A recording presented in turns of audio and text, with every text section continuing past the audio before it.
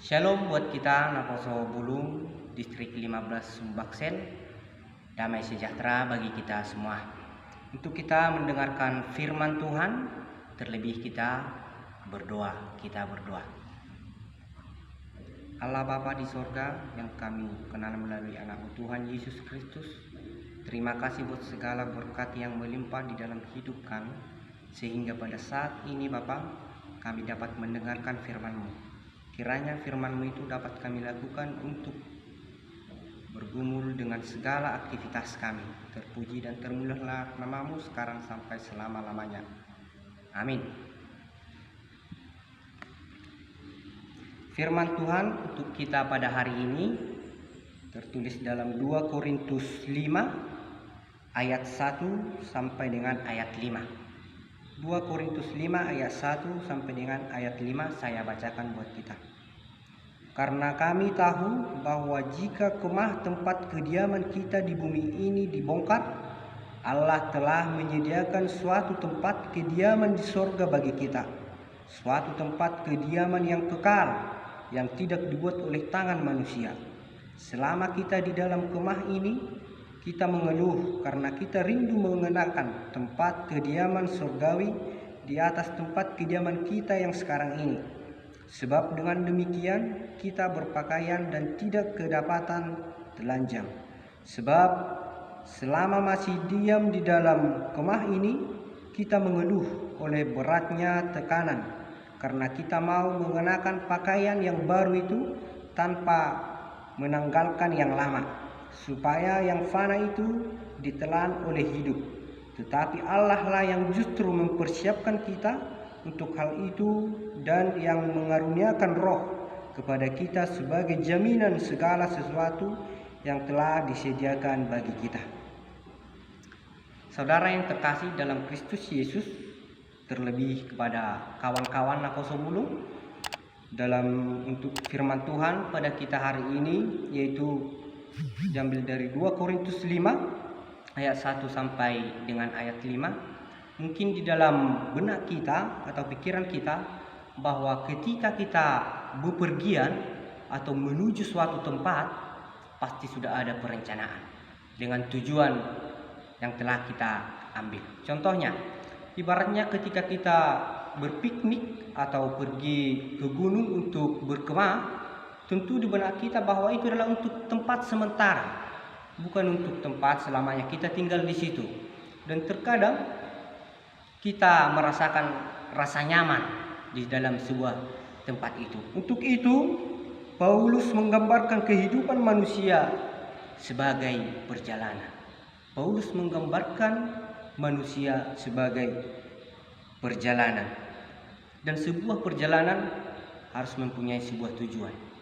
Terlebih pada firman Tuhan untuk ini, tentu tujuan perjalanan kita adalah tempat kediaman di surga, tempat yang dijanjikan oleh Yesus Kristus kepada orang-orang percaya. Untuk itu di dalam ayat pertama dikatakan, karena kami tahu bahwa jika kemah tempat kediaman kita di bumi ini dibongkar, Allah telah menyediakan suatu tempat kediaman di surga bagi kita, suatu tempat kediaman yang kekal. Itulah karya Tuhan. Itulah sebuah karya yang telah diberikan Tuhan kepada setiap manusia, bahwa berkatnya itu kadang datang dari mana saja dan tidak dapat dipikirkan oleh setiap manusia, lebih dari apa yang telah dipikirkan oleh manusia. Untuk itu sebenarnya bahwa kita tinggal di dalam dunia ini bahwa untuk sementara, tetapi kehidupan yang kekal yang telah disediakan Bapa yaitu surgawi. Untuk itu saudara-saudara sekalian yang terkasih dalam Kristus Yesus, dalam firman ini kita diajak untuk benar-benar mempersiapkan diri. Benar-benar mempersiapkan diri, mana pilihan yang akan kita pilih. Apakah kehidupan yang kekal? Untuk itu di dalam ayat 10 dikatakan, sebab kita semua harus menghadap tahta pengadilan Kristus, supaya setiap orang memperoleh apa yang patut diterimanya sesuai dengan yang dilakukannya di dalam hidupnya ini, baik ataupun jahat. tentu segala perbuatan, segala perilaku yang telah kita lakukan di dalam dunia ini, bahwa nanti pada datang pengadilan Kristus, bahwa kita harus mendapat apa yang telah kita lakukan di dalam dunia ini. Ketika kita melakukan kejahatan, tentu kita di tempat yang jahat, dan ketika kita melakukan kebaikan, yaitu tentu di tempat yang telah disediakan Tuhan kepada orang-orang yang percaya. Untuk itu saudara-saudara terkasih dalam Kristus Yesus, ada sebuah ilustrasi kehidupan yang menceritakan orang yang percaya tetapi tanpa perbuatan. Suatu ketika ada sebuah orang yang terjebak di dalam banjir yang begitu besar atau tsunami. Ini mungkin dapat kita lihat, saya juga melihatnya di medsos, bahwa dapat saya ambil bahwa mempunyai makna yang begitu besar. Untuk itu saya ceritakan untuk kita bahwa ketika seorang pemuda terjebak di dalam banjir dan para penduduk sekitar mengajak dia untuk naik ke dalam truk, tetapi dia menolak dengan perkataan, "Tenang saja, bahwa Tuhan Yesus akan menolong saya." Dia diam di tempatnya, dan begitu air semakin besar, lalu pertolongan kedua datang berupa, pertolongan pertama tadi berupa truk, dan yang kedua berupa perahu, tetapi dia tetap menolak bahwa Tuhan akan menolong saya. Dan pertolongan ketiga datang, bahwa air semakin besar dan semakin tinggi, dia sudah berada di atap rumah, tetapi jawabannya tetap sama. Pertolongan ketiga berupa helikopter yang untuk menyelamatkan dia, tetapi dia berkata bahwa Tuhan akan menolong saya. Saya rajin beribadah, saya rajin berdoa kepada Tuhan, untuk itu Tuhan akan menolong saya. Dan pertanyaan untuk kita, yang terjadi apa pada pemuda tersebut? Dan pada akhirnya dia mati tenggelam. Untuk itu saudara-saudara yang terkasih dalam Kristus Yesus, yang dapat kita ambil dari situ bahwa seseorang harus dapat berbuat. Iman tanpa perbuatan adalah kosong. Untuk itu ketika kita percaya kepada Yesus Kristus, untuk itu harus ada perbuatan. Itu yang dapat kita ambil dari ilustrasi kehidupan tersebut. Dan pada akhirnya pemuda tersebut menuntut, "Tuhan, begitu marah, kenapa engkau tidak menolong saya? Padahal saya adalah orang yang rajin beribadah, padahal saya adalah orang yang rajin berdoa." Tetapi Tuhan menjawab dia, "Hai saudaraku, saya bukan tidak menolongmu, tetapi saya sudah berikan 3 pilihan. Pertolongan pertama tadi truk, tapi engkau menolak. Dan pertolongan kedua tadi berupa perahu, tetapi engkau menolak. Dan pertolongan terakhir, yaitu berupa helikopter, tetapi engkau juga menolak." Untuk itu kita tidak tahu bahwa berkat Tuhan datang dari mana saja. Terkadang datang dari sekitar kita, lingkungan sekitar kita, baik dari saudara-saudara kita ataupun dari benda-benda yang lain yang dapat menolong kita, yang dapat memberikan berkat bagi kita. Semuanya itu adalah karena kuasa dan kasih Allah. Saudara yang terkasih dalam Kristus Yesus, untuk itu pada firman Tuhan pada kita hari ini, Paulus menekankan bahwa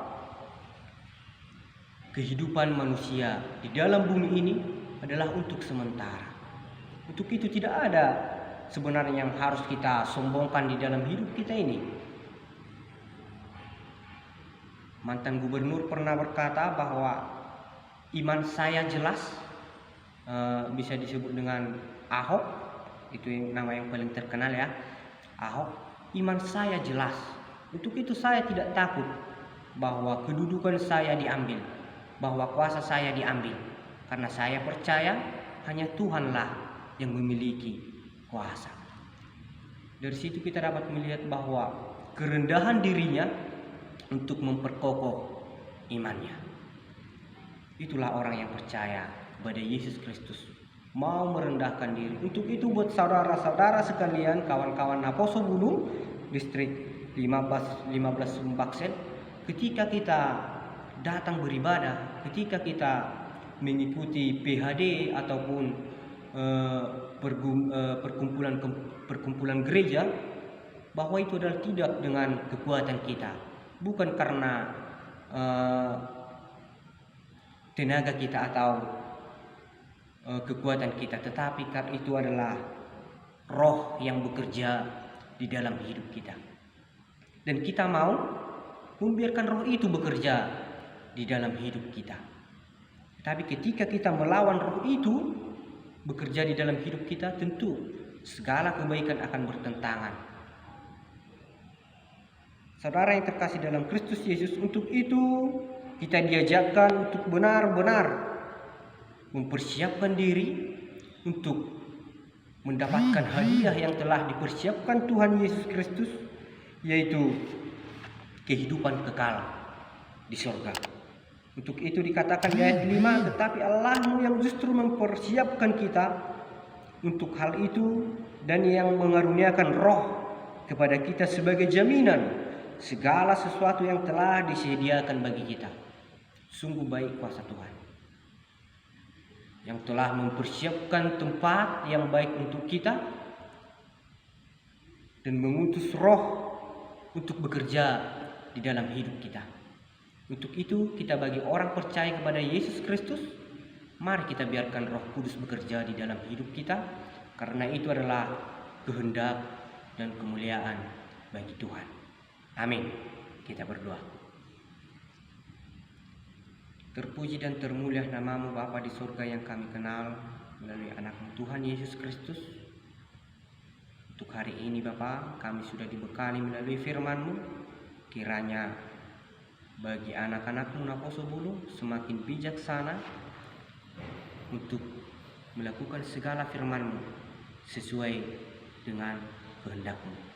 Bapa di surga, jangan biarkan kami terpana oleh dunia ini, tetapi semakin ajarkanlah kami untuk semakin dekat kepada tangan pengasihan-Mu. Untuk itu Bapa di surga, segala aktivitas yang kami lakukan, kami serahkan kepada tangan pengasihan-Mu. Di dalam nama Allah Bapa, kami berdoa kepada-Mu. Amin.